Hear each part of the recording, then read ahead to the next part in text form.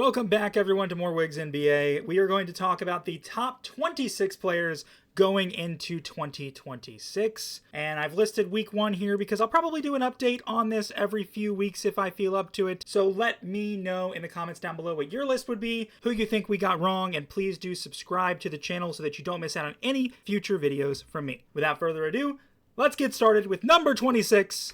When this wants to work, Alex Sarr. If you thought I wasn't going to put him on this list, you haven't gotten to know me enough. Alex Sarr is having a great second season, most importantly because of the fact that he is a two-way player.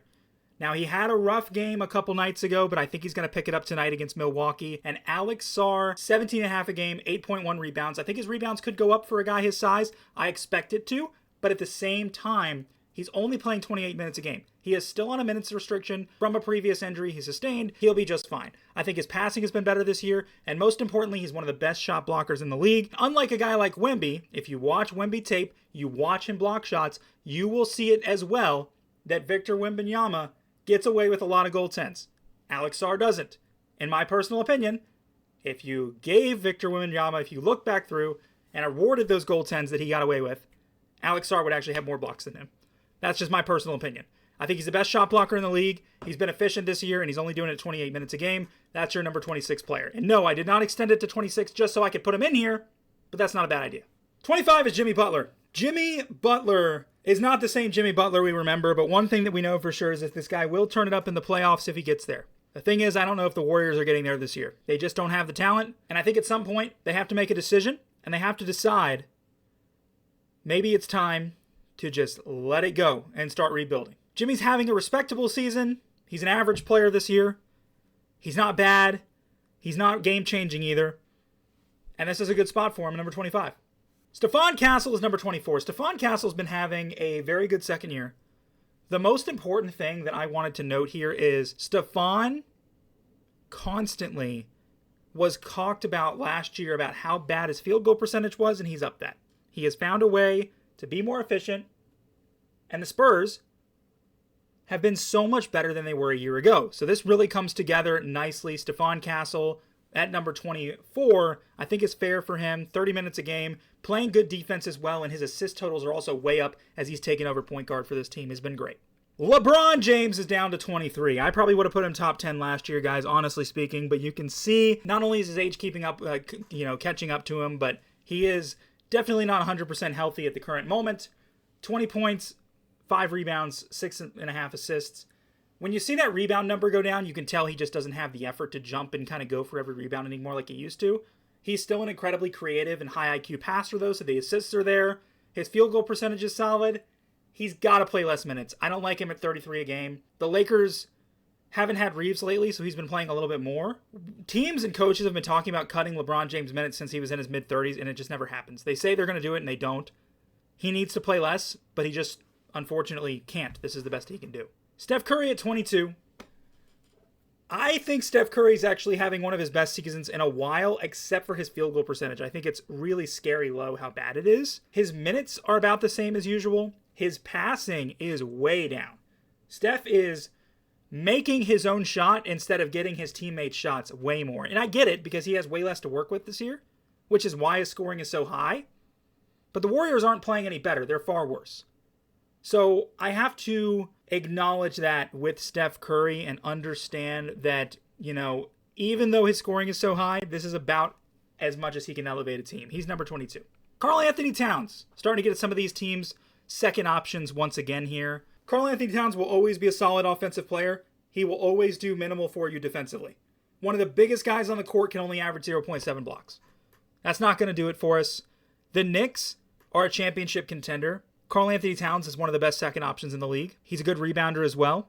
I think this is a fair spot for him. There's other guys that are much better than him. Into the top 20, Paolo Banchero.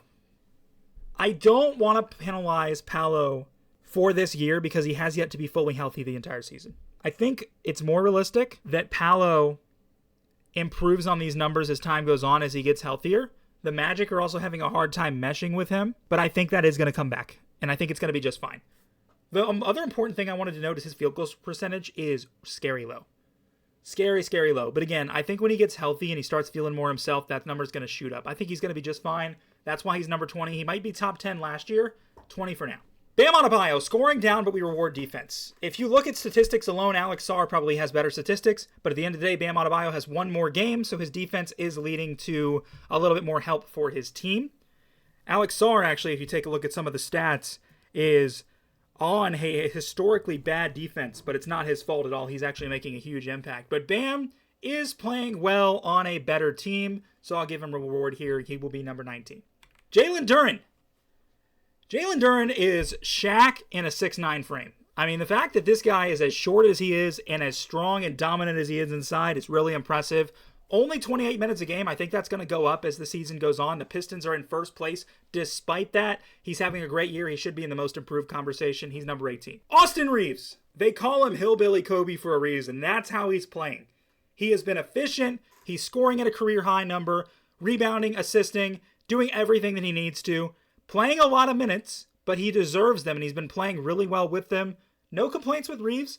We'll have to kind of see what changes because he, at the moment, is struggling with some injuries as well, and his last couple games have been down a touch, but this has been really solid, and I think if he's fully healthy, we can see more of this. Jalen Johnson is having an incredible year, and this is another guy who gets punished just because his team's not winning. 23, 10, and 8 is amazing, and that's only going to keep going up because we did not see these numbers earlier this year with Trae Young present. This is with Trae Young out, and honestly, they're probably not going to be able to integrate Trae Young very well. They're probably going to end up trading him or potentially even sitting him or changing his role. Jalen Johnson should be the guy moving forward, and you can see it based off these numbers. Only 35 minutes a game, but you can see when the offense flows through him, he does everything. The entire game flows through him when you look at these statistics. Only thing is with him, he was a much better defender in the past. That's gone down a touch, and that's because he's shouldering so much offensive load. I think he just doesn't have the energy anymore, but it's still worth it because he's getting you a lot more points on the offensive end. Kevin Durant is down a touch. I don't think that's a surprise. He went to a team with a lot more depth and he is getting older, but pretty solid still. 25, 5, and just under 5 in the assist category, doing Kevin Durant things that you'd expect. I think his minutes are a little bit too high. There's a lot of talent on that team, and I think you can cut that down because Kevin Durant, as of late, as we all know, has really struggled with injuries. And I think 36 minutes is too much, and he's going to get injured when you need him, and that's going to be a problem. Because the Rockets right now are only in kind of the middle of the pack of the West. They were expected to be better, and they really aren't, so we're going to have to see how that comes together. Jamal Murray is having a fantastic season, his career best. He's up 5 points a game from his usual 20 to 21. His assist totals are up as well, which is surprising considering how high Nikola Jokic's assist totals are. Those two are just getting assists from each other, and they're both benefiting. Jamal Murray's been excellent this year. He's not playing any extra minutes or anything like that either. He's just doing some awesome stuff. And with the news that Jokic is going to be out for about 4 weeks or so, I think Jamal Murray might be in that 35 point per game range is what we're probably going to see moving forward here. I think Jamal Murray is having an excellent season. Should be a first-time All-Star. He deserved it before. He's going to get it this year almost for certain. Deni Avdija, one of the finalists for Most Improved Player. Deni Avdija went from 16 to 25 a game. He's doubled his assist totals as well. It was like 2 or 3. Now that's up to 7. He's doing everything for this Blazers offense that is like barely grasping the play-in, and they probably won't even make it at the end of the day. But at the end of the day, Deni Avdija is not the problem. Deni Avdija is doing some amazing things for the Portland Trail Blazers, and I'm hoping we're going to see more Deni Avdija coming up as he gets more and more help. We'll see some good stuff from him. I think Deni Avdija at 13 is fair. I think it could climb even higher, though, if we see some more great performances. James Harden is carrying the Clippers on his back. The coaching staff, the ownership, all of it. He's carrying them. Period. Now, I did not rank Kawhi Leonard because he just came back. I do want to consider, with injuries, I'm going to wait a couple of weeks to get him into the list. But James Harden got the Clippers, and he kept them just afloat enough for Kawhi Leonard to come back and they potentially make a run. Now, the top of the West, they got no chance of getting it, but could they make a run at the play-in? Yes, and if they get in the play-in, I'll take them against anybody. Clippers are an incredibly talented team, no doubt about it. James Harden, you did a great job. You kept the Clippers afloat. Kawhi's back now, so long as there's no major controversy that ends up getting him suspended, you guys got a chance. Tyrese Maxey has taken over the Philadelphia 76ers. It's his team now, and we're seeing it. 31 a game, 7 assists a game. His field goal percentage is down, but that's what happens when you're the one taking all the shots, and he's playing way too many minutes. That is my biggest fear. On a team that's constantly dealing with injuries every single year, Tyrese Maxey has been one of the more durable players, but 40 minutes a game is going to get anybody You have got to find a way to get some more depth there. Maybe someone like Jared McCain can emerge like he did last year, and you can give Tyrese Maxey a little bit of a break. But right now, this team is incompetent without him, which is exactly why he hardly ever sits. Jalen Brunson. I think some of you guys probably were expecting to see him a little bit lower. I think this is fair for him just simply because he hardly plays any defense. This is a all-time offensive player, one of the best in the league, useless on the other end in every way. And that is my biggest problem with him. The New York Knicks got a better defensive-minded head coach, and you're seeing some of the defense being played that also just have better depth and things along those lines, but you can't get Jalen Brunson to play defense, and that's one of the biggest problems. Are the Knicks a championship contender? Could I see them in the finals? Absolutely. But this is where Jalen Brunson is going to go. Wemby's number 9. Look, at the end of the day, I know a lot of people want me to put Wemby in top 5 because of how good he's been. As I discussed before, that block number is inflated. He gets away with probably 50% of his blocks are goaltends. Go watch Wemby tape and tell me I'm wrong. You can't. It's true. 50% of his blocks are goaltends. I think the refs just unfortunately are not able to get a good angle on it because of how tall he is, so they think it just looks awkward, but it's definitely a goaltend. He's only playing 30 minutes a game. He even came off the bench in like 3 Thunder games and beat them all 3 times, which is awesome. His rebounding is great. He's still a good shot blocker regardless of the goaltends as well. But at the end of the day, if I haven't seen you be healthy for a full season yet, and I haven't seen you in the playoffs yet, you got to go here. Now, he can slowly ascend this because the Spurs are a great team this year, but I think this is a good place to start for 2026, and we'll see how he improves. Jaylen Brown. Everybody knows when we saw Jaylen Brown get that Finals MVP that maybe Jason Tatum is not the most talented player on the team. Maybe Jaylen Brown is.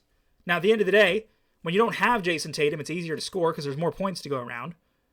No doubt about that, and that's why Jaylen Brown is playing the way that he is. But the Celtics are also playing as well as they are. We thought they kind of retooled for a bit of a tanking season with the trades that they made, like Drew Holiday, Kristaps Porzingis, both gone. Jaylen Brown has stepped into the lead role, and they've got a whole bunch of other guys that I can barely even name around him, except for Derek White and Peyton Pritchard. And look what's happened. I mean, they are in the top of the table in the East right now, and his leadership and his great play is part of it. Jaylen Brown is going to be in the MVP conversation coming into the year. I really think he will be. Donovan Mitchell is another guy that I think will be in the MVP conversation. The Cavaliers are struggling, and it's not his fault. He is carrying this team on his back, just like James Harden is, but he's created more wins than James Harden's been able to. I think the Cavaliers will be an aggressive team at the deadline. They will put a better retooled team around Donovan Mitchell that lets him thrive, and I think they will get back up to the top of the East. I don't see a reason why they wouldn't. They did it last year, and they should be able to do it again, but it's probably going to involve trading Darius Garland. I think the two of them just don't coexist very well. Cade Cunningham, another guy having an all-time season. Absolutely excellent. This is Magic Johnson-esque numbers here for Cade. 26, 6, and 9.7. Playing better defense, only at 35 minutes a game.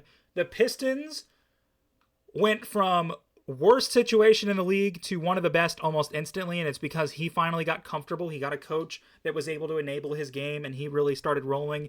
And he elevates his team. He really does. When your second option is Jalen Duren and your third option is Tobias Harris, and you're at the top of the East, that is a player that elevates his teammates. LeBron did it for years as well. Guys like Jokic do it constantly. Giannis did it for a while. When you can elevate your team like that and just make them better, that's a huge difference. Jalen Duren will be an all-star this year because of Cade around him. He probably wouldn't be an all-star his whole career if he didn't have him. That's really impressive. Cade's top 6. I think I had an argument and possibly would get him in the top 3, but I decided not to do so because I think the other guys deserve to be there. Anthony Edwards. No doubt about it. Closest thing we have to Michael Jordan today. He plays excellent defense and offense both. He constantly is clutch when you need him to. He constantly steps up in the playoffs when you need him to.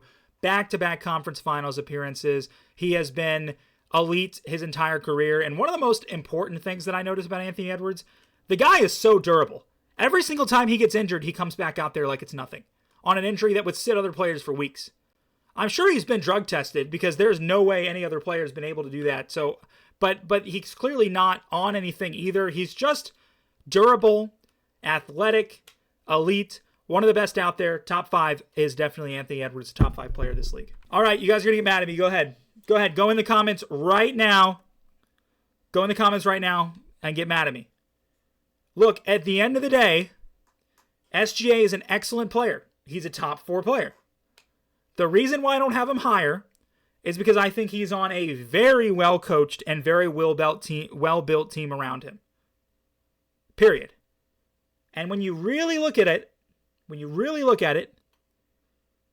I just think you could plug and play another point guard similar to him and get similar results. I just don't see anything Shai Gilgeous-Alexander does in his game that wows me outside of maybe clutch shooting.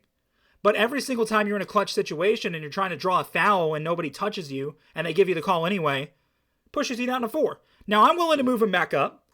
We're going to kind of see what these next 3 guys on the list here change. I will maybe make some cases for injuries if I do another one of these because there's an injured player above this as well. We'll see. But for now, I'm going to put him at 4.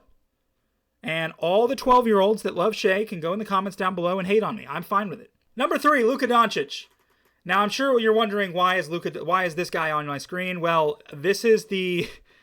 When I typed Luka Doncic into ESPN, this is what came up. So I just thought it was funny to include it. Luka is having an all-time season. He is having maybe one of his best, if not his best season, period.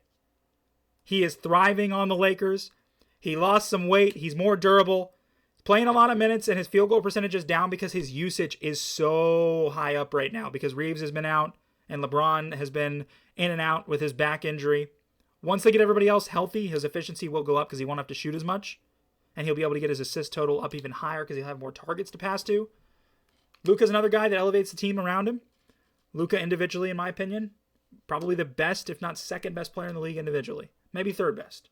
I've got him at 3, so I guess third is my answer. Number 2 is Giannis. Giannis. And the reason why is because we reward defense on this list, and Giannis is still one of the best defenders in the league. And in my personal opinion, there's been a conversation a lot about ethical basketball. That's been a conversation as of late is about ethical basketball. People talking about Shai and his foul baiting, Jalen Brunson doing it, Denny Avdia doing it, Cade Cunningham doing it, baiting fouls, things along those lines. This is the king of ethical basketball. This guy gets the ball and he goes down like a battering ram at full speed every single time to the basket. He gets fouled 90% of the time and they don't call it. Ethical hoop master is Giannis. He plays the game the way it's supposed to be played. He's not trying to get anybody to foul him. He's not trying to take a 3 because he's too tired. No, he gets the ball, he runs you down, and he dunks it. This is the most ethical basketball player in the league, period. And he's only playing 28 minutes a game, which is 6 minutes lower than last year, and his scoring is still the same. When Doc Rivers decides to get Giannis in there a little bit more as they start to make a playoff push, there's some possibilities there. And Nikola Jokic is number 1, no surprise. Now, he's going to be out for 4 weeks, so if I do another one of these in 2 weeks, I probably will just remove him from the list altogether because injury doesn't count. But 29 a game, 12 rebounds, 11 assists, having his best season yet, period. The Nuggets put some really good depth around him. And because of that depth that they put around him, they've got something solid brewing in Denver. And no doubt about it, this is going to be an interesting season. I think the Nuggets and the Spurs both have a chance to knock down the Thunder easily. I think the Thunder have been bad against both of them. So it'll be fun. We'll see how that comes together. But that is going to be our list. Thank you guys for watching. Please subscribe if you want to see more things along these lines. Topic videos, ranking videos, team power rankings, player power rankings, you name it. Let me know as well if there's any videos you want to see or have any opinions on any other questions that you would like me to answer. And I look forward to having conversations with all of you guys. Thank you for watching, and I'll see you in the next one.